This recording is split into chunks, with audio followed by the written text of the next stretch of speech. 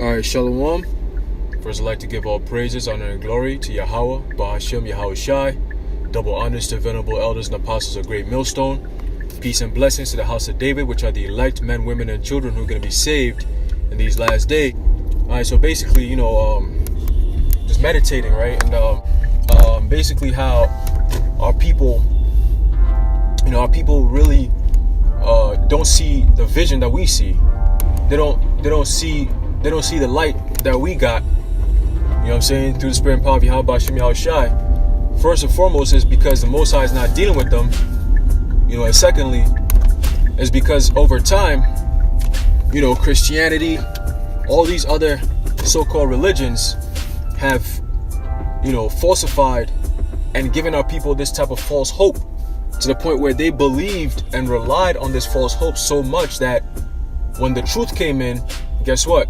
They thought of it as false hope once again. Because it's kind of like the boy that cried wolf. Okay? He's like, oh, wolf, wolf, wolf. And they came over and checked. There was no wolf. Same thing. People are like, oh, this is the Messiah. Oh, this is the truth. Oh, this is this. You got people in the churches thinking that, the kingdom of heaven is this, and if you do this, you're gonna get this, and all kinds of crazy philosophical madness. Okay? That's kept our people in the conditions in which they're in, because the very thing that they're not supposed to be doing is exactly what they're doing, which is idolatry. Okay, this Christianity is all full of what? Idolatry, Satan worship. You know what I'm saying? Because believe it or not, that image of the so-called Messiah thing that goes on over there, the Jesus Christ image, that white pale-skinned dude with the blonde hair, blue eye, devil looking thing, right? That's the devil, man. Okay, that's the deceiver. Okay, that's Satan, the deceiver, man. And it's adverse to the Heavenly Father's will. Okay, now that alone has got our people believing in it to the point of no return. You believe in something so powerless to the point where the real power comes in, which is Yahweh Bashem Yahweh Shai, and the real gospel, which is preached by the prophets of Yahweh Bashem Yahweh Shai throughout all four corners of the earth, is shunned. Okay, is disrespected. Okay, it's frowned upon. All right, it's not believed. Okay, it's ridiculed, it's condemned. Okay, we're called a cult. All kinds of madness. Okay, all kinds of crazy madness that our people believe, and so it's made them lose the sense of reality. Okay, which the reality is the scriptures and how it's being taught right now. Okay, you being an Israelite is it's so foreign to our people to a point where it's like, oh nah, I'm not an Israelite, man, because the churches don't tell you that you're an Israelite. You know what I'm saying? The churches tell you that you're just black, you're African American, you're Latino, you're Native American. Like, what's there to have? What else is there to have, man? And Esau has done a great job, because when you say you're an Israelite, okay, when you say you're an Israelite, a lot of people, they've heard about this Israelite thing, but the first thing they think of is that militant spirit of dudes in all black with microphones being all corny and doing dumb shit. And that's the reputation that being an Israelite has. So when you say you're an Israelite, people think of you as, oh, you one of them niggas in the streets that be yelling at people, right? That's not the case. Okay, being an Israelite doesn't mean you're in the streets screaming and yelling. Being an Israelite is a nationality. Okay, that's like me saying, oh, I'm African American, and the first thing you think of is, oh, I'm pulling my pants down, wearing a hoodie, and shooting and stealing shit. That's crazy. That's, what I'm saying, that's a stigma. Okay, being a Hebrew Israelite, a lady who came up to camp on Saturday was like, the brother was like, yo, we're the Israelites. She was like, oh, you're the black Hebrew Israelites? You're the black Israelites? And the brother checked her right away, like, nah, we ain't no black. It's not no black thing. It's not a color thing. And he put her, he edified her right on the spot. You know what I'm saying? She got edified. Okay? Because it's not a color thing. It's not a cult. It's not a, black, white, nah. Okay? It's a nationality. Okay? It's who you are as a nation, as a special people unto the Lord. Okay? A culture. All right?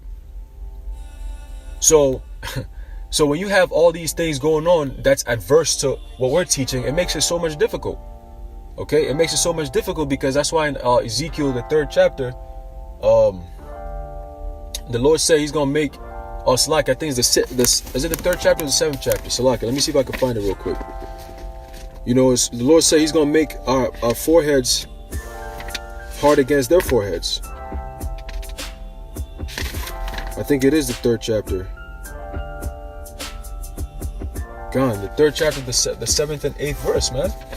Specifically the 8th verse, okay, where the Lord said He's gonna make our foreheads hard against their foreheads, because we're fighting, we're coming against all these, you know, all this stigma and the philosophies that these people already knew.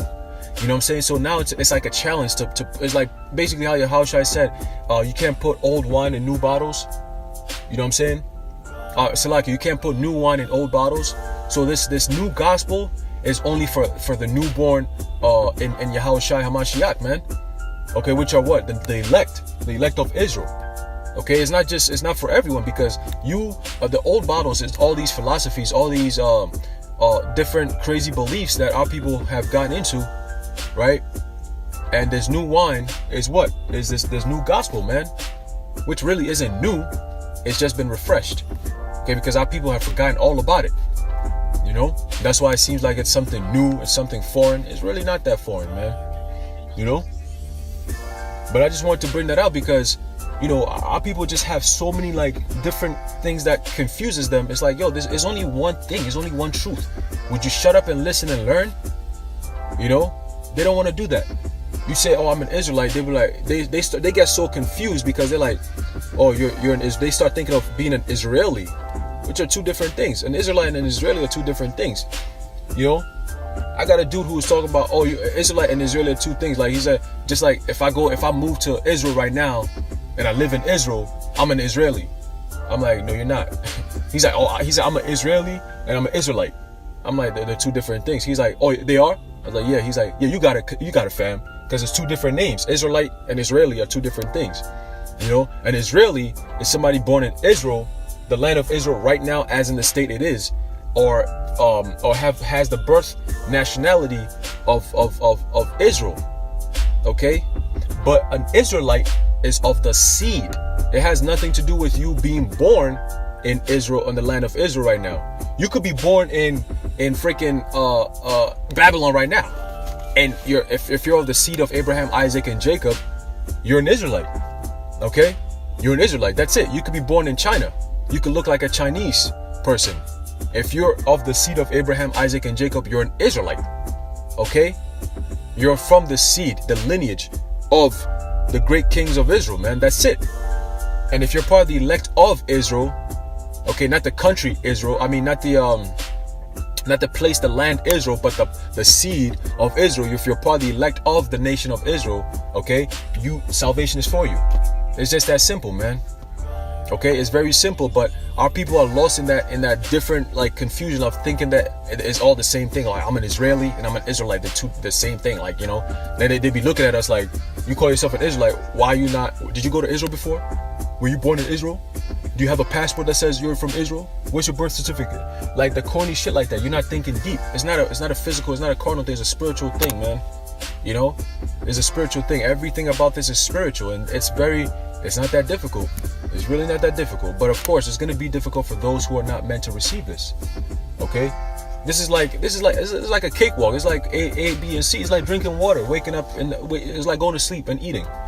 It's basic knowledge for the elect. We pick this shit up easy, quick. You know what I'm saying? Just like that. But for those who are not part of this thing, guess what? It's confounding to them. You know what I'm saying? It's a stumbling block. You know, the whole concept of being an Israelite. It's a stumbling block. You know what I mean? But, you know, it's just like certain things that, you know, you do hear, you know, it prompts you to start questioning, like, damn, man, like, our people really are really gone, man. You know, they're really gone. It's just like, damn, you know, we've fallen from grace big time.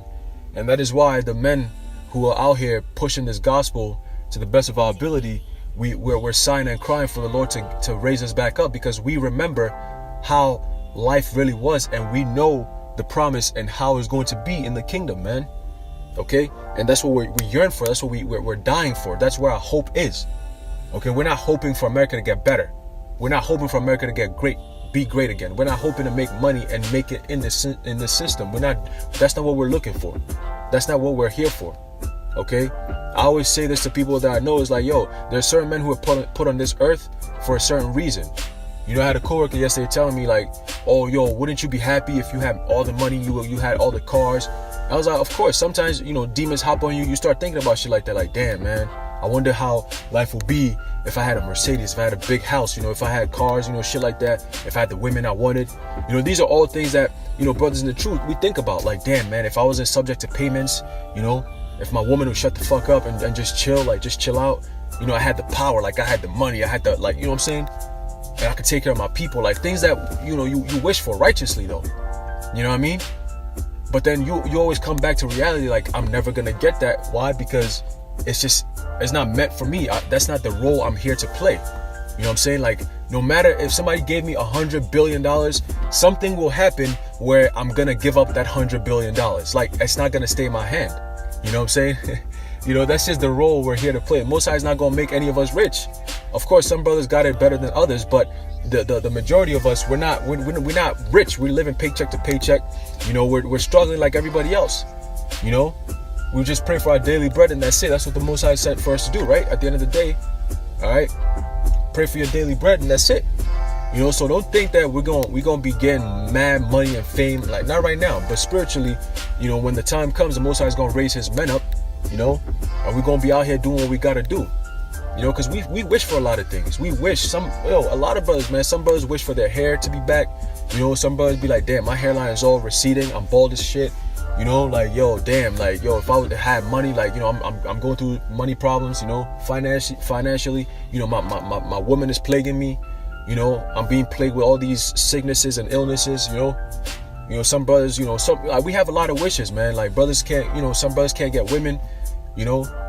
Like, little shit like that. Like, brothers always like again catching hell left and right. We all go through that. You know, we all go through that. We all wish we had that freedom, but guess what? This is all part of the sighing and crying, man. You know, and you best believe that the Most High is hearing all these things, man. It's not going on deaf ears, man. He hears all these things, and that's why He's gonna get us out of here. Because we're literally the only ones in the whole entire world who are actually sighing and crying and like legit genuinely pleading for the Lord to get us out of here, man. Destroy this wicked kingdom, because if it's not for this place, we're gonna be living good. Okay, and that's why this place is gonna go down, and we're gonna get to live good, because this is the place that's holding us back. Okay, that's why it's called captivity. We're being held captive in a wicked society. You know, and very soon the Most High is gonna get us out of here, man. We're gonna get that kingdom that the elect rightfully deserve, man. You know, and that's a promise. That's the faith and the patience of the saints, man. Okay, so basically, you know, that's basically it, man. You know, just righteous thoughts. You know what I mean? Just off the top. You know, I'm driving and stuff, so I just wanted to, you know, bring that out through the Spirit. You know what I'm saying? But I hope this was edifying once again to the elect. You know, that's basically who we're all going for anyway, right? So, as soon as the elect is all sealed, you know, we out of here. You know, but as prophecies are being unveiled, you know, we can see that, damn, man, this thing is becoming like right in our faces, man. You know, right in our faces, just like that. But it's a joy. It's a beautiful thing. You know, that the Most High is really like legit looking out for us, man. All these promises are coming to pass. It's coming to fruition beautifully. You know, and it's very once again pleasing to know that you're a part of this building of the tabernacle of David. You know what I'm saying? Which is being raised up, like as in the days of old, man. Okay, that kingdom, man. We're building. We're part of the building blocks of the next kingdom to come. And Lord willing, every single one brother out here pushing this truth and righteousness and sincerity, we're gonna get that crown of life, man, when Yahushua comes down. Okay, so let's keep pushing. Let's keep fighting. Let's stay in the Spirit. Okay, keep fighting, man. Remember, you're not alone. All of us, we're in this one body, man. We're all in this together. Hard body, all of us. We fight for each other because we love each other, man. Okay, you got to keep pushing. Don't fall. Keep on fighting, man, because these demons are riling up. They're getting roused up. They're pushing harder. So we got to keep pushing harder, man. Okay, no matter what the topic is, no matter what the problem is, just go out there, turn on your phone, and put it out there, man. You never know who's going to listen to it. You never know. A lot of people got into this truth for different reasons, different sit down topics, different whatever it might be. You know what I'm saying? So you never know whose ears your word might fall on through the spirit and power of Yahweh Hashem Yahushai. But guess what? We just prophesy to the wind, and the Most High through the Spirit is going to do what he got to do. Alright? So let's keep on pushing, let's keep on fighting. And I like to say, call Lord Yahweh Hashem Yahushai, the water Yahweh Hashem Yahushai, Shalom.